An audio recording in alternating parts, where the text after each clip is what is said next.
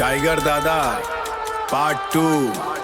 सबका हिसाब अब कलम से ना दम से होई। सुना पिछला रील तो ट्रेलर रहे, पिक्चर अब शुरू भइल। बलरामपुर के गलिया में फिर से कोहरा मचल भइल।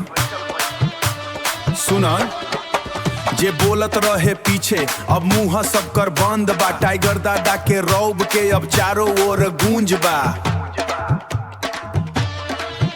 हमर नाम के ले लोहा, हमर नाम के ले लोहा पूरा जिला मानत बा।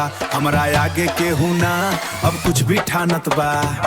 टाइगर दादा के दौगौना हो गईल, जलने वाला के छाती में अब आग भर गईल। बलरामपुर के माटी अब थर थर कांपत बा। टाइगर दादा के नाम से अब हर कोई भागत बा। पार्ट 2 बा भाई, ई तो अभी शुरुआत बा। टाइगर दादा के हाथ में अभी पूरी कायनात बा। वीडियो हमार चले तो इनकर नींद उड़ेला। टाइगर दादा के नाम सुन इनकर होश उड़ेला। हमरे बदौलत ई जिला के मान बढ़ल बा। जे भी टकराई देखले ओकर बुरा हाल भइल बा।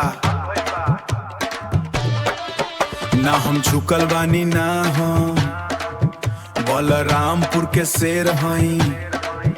बलरामपुर के शेर हई ना कबहू रुकब। बलरामपुर के शेर हई ना कबहू रुकब। टाइगर दादा के दौगौना हो गईल, जलने वाला के छाती में अब आग भर गईल। बलरामपुर के माटी अब थर थर कांपत बा।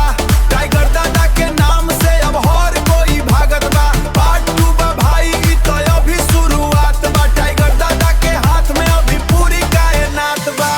याद रख, शेर जब चलता है तो सन्नाटा होता है। टाइगर दादा अंजाम बुरा होई, दबदबा।